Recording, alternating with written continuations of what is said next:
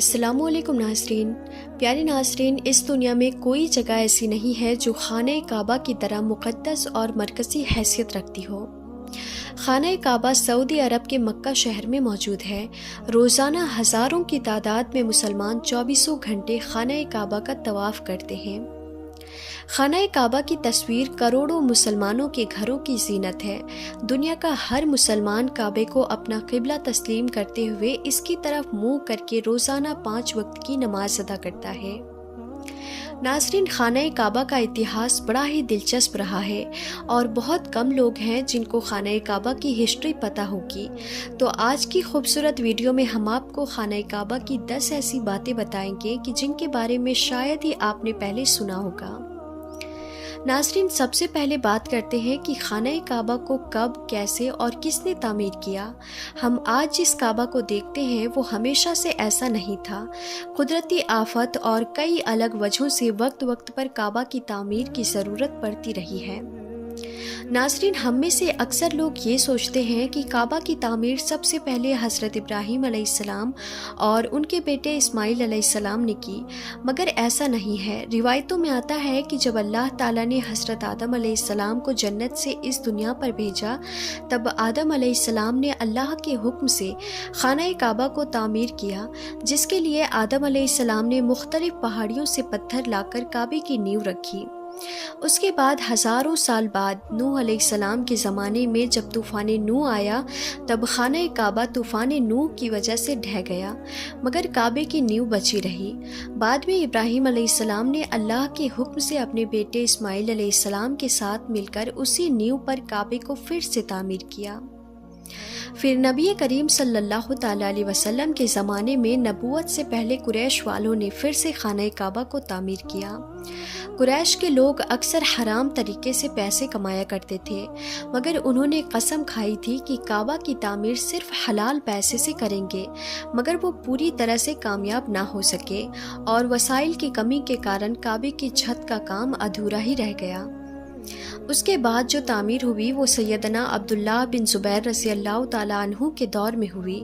پھر آخری بار عبد الملک بن مروان کے کہنے پر حجاج بن یوسف نے قریش کے بنائے ہوئے کعبہ کو گرایا اور اسی نیو پر پھر سے خانہ کعبہ کو تعمیر کیا، اور آج جو ہم خانہ کعبہ کو دیکھتے ہیں وہ اسی وقت سے تعمیر کیا ہوا ہے۔ ناظرین، نبی کریم صلی اللہ تعالیٰ علیہ وسلم کے زمانے میں کوئی بھی مسلمان خانہ کعبہ میں آ جا سکتا تھا اور عبادت کر سکتا تھا۔ خانہ کعبہ ہفتے میں 2 بار عوام کے لیے کھولا جاتا تھا، مگر آج کے وقت میں مسلمانوں کی تعداد اور وجوہات کے چلتے سال میں صرف 2 مرتبہ ہی خانہ کعبہ کو کھولا جاتا ہے۔ اس میں بھی صرف اعلیٰ شخص اور خاص مہمان ہی خانہ کعبہ میں داخل ہو سکتے ہیں۔ ناظرین، کیا آپ کو پتہ ہے خانہ کعبہ میں پہلے 2 دروازے ہوا کرتے تھے، ایک خانہ کعبہ میں داخل ہونے کے لیے اور دوسرا باہر نکلنے کے لیے، اور تو اور ایک کھڑکی بھی ہوا کرتی تھی، مگر آج خانہ کعبہ میں صرف ایک ہی دروازہ رکھا گیا ہے، اور اس دروازے کے بارے میں بھی ایک دلچسپ معلومات ہے۔ یہ دروازہ سن 1979 میں لگ بھگ 300 کلو سونے سے بنایا گیا تھا۔ جی ہاں ناظرین، 300 کلو سونا۔ اس سے پہلے یہ دروازہ چاندی کا ہوا کرتا تھا، اور جو پہلے کھڑکی ہوا کرتی تھی اس کو بھی ہٹا دیا گیا۔ ناظرین، آپ نے کبھی غور کیا ہے کہ حجر اسود ہمیشہ چاندی کے کوچ میں ہی کیوں گھرا رہتا ہے؟ کچھ لوگوں کا کہنا ہے کہ حجر اسود کسی فوجی کے ہاتھوں مارے گئے پتھروں کے لگنے کی وجہ سے ٹوٹ گیا تھا جب وہ مکہ پر قابض تھے، جبکہ یہ جنتی پتھر عبداللہ بن زبیر کی ملکیت میں تھا۔ کچھ لوگوں کے مطابق حجر اسود بحرین سے تعلق رکھنے والی اسماعیلی گروپ کے ہاتھوں ٹوٹ گیا تھا۔ ان لوگوں کا یہ خیال تھا کہ حج مبارک ایک توہین پرستی کا عمل ہے۔ اپنی بات کو سچ ثابت کرنے کے لیے ان لوگوں نے 10,000 حج کرنے والوں کو زمزم کے کنویں میں پھینک دیا تھا۔ یہاں تک کہ کہا جاتا ہے کہ ان لوگوں کو مار کاٹ کر پھینک دیا گیا تھا۔ یہ غیر انسانی عمل کافی نہیں تھا کہ یہ شیطان جو تھے انہوں نے حجر اسود کو عرب کے مشرق میں لے گئے اور پھر عراق کے شہر کوفہ لے گئے، جہاں اس کے عوض انہوں نے بہت سارے پیسے وصول کیے۔ جب ان کو مجبور کیا گیا تھا کہ وہ اس کو خلیفہ عباسید کو واپس کر دیں، جب اسے واپس کیا گیا تھا تو یہ ٹکڑوں میں تھا اور اس کو ٹھیک کرنے کے لیے صرف ایک ہی طریقہ سمجھ آ رہا تھا کہ اس کو چاندی کے سانچے میں رکھا جائے۔ کچھ لوگوں کے مطابق اس مقدس پتھر کے کچھ حصے آج بھی کہیں گم ہیں۔ پیارے ناظرین، کعبہ لفظ کا میننگ ہوتا ہے کیوب، یعنی یہ کہہ لیجئے چوکور۔ مگر کیا آپ کو پتا ہے کہ ابراہیم علیہ السلام کے وقت کعبے کے ایک سائڈ کا حصہ گول ہوا کرتا تھا، جسے آج ہم حتیم کے نام سے جانتے ہیں۔ حتیم کعبے کا ہی حصہ ہے، اسی لیے آج آپ دیکھتے ہوں گے کہ طواف کرنے والے لوگ حتیم کے اندر سے نہ جا کر بلکہ حتیم کے باہر سے ہی طواف کرتے ہیں۔ دراصل ظہور نبوت سے پہلے جب قریش والوں نے کعبے کی تعمیر کی تھی تب وہ حلال مال اکٹھا کرنے میں ناکام ہو گئے تھے اور وسائل کی کمی کے کارن انہوں نے کعبے کے کچھ حصے کو چھوڑ دیا تھا۔ ناظرین، ہم مسلمانوں کو خانہ کعبہ کو کالے رنگ کے کپڑے اور سونے کے دھاگوں میں دیکھنے کی ایسی عادت ہو چکی ہے کہ ہم خانہ کعبہ کو کسی دوسرے رنگ میں سوچ بھی نہیں سکتے۔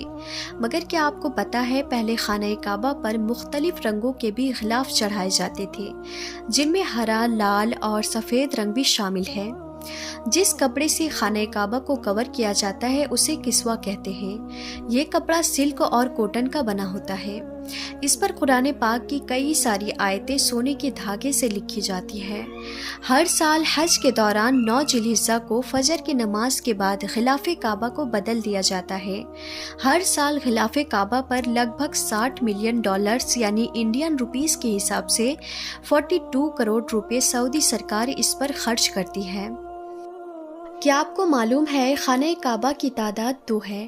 جی ہاں ناظرین، ایک جو خانہ کعبہ ہم دیکھتے ہیں جو ہماری آنکھوں کے سامنے نظر آتا ہے۔ خانہ کعبہ کی طرف ہم جب منہ کر کے نماز ادا کرتے ہیں تو وہ ایک خانہ کعبہ ہے، اور بالکل اسی کے اوپر جنت میں ایک اور کعبہ ہے جسے روایتوں میں بیت المعمور کہا جاتا ہے۔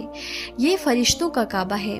نبی کریم صلی اللہ تعالیٰ علیہ وسلم نے معراج کا واقعہ سناتے ہوئے فرمایا کہ جب مجھے بیت المعمور دکھایا گیا تو میں نے اس کے بارے میں حضرت جبرائیل علیہ السلام سے پوچھا تو انہوں نے جواب دیا کہ یہ بیت المعمور ہے جہاں 70,000 فرشتے روزانہ اللہ کی عبادت کرتے ہیں، اور جب یہ یہاں سے چلے جاتے ہیں تو کبھی واپس نہیں آتے۔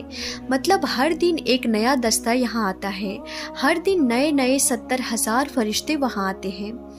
ناظرین، خانہ کعبہ کے دروازے کو کھولنے کے لیے جن چابیوں کا استعمال ہوتا ہے وہ کوئی سعودی سرکار کے پاس نہیں ہے، بلکہ نبی کریم صلی اللہ تعالیٰ علیہ وسلم کے ایک صحابی کے خاندان کے پاس آج بھی موجود ہے۔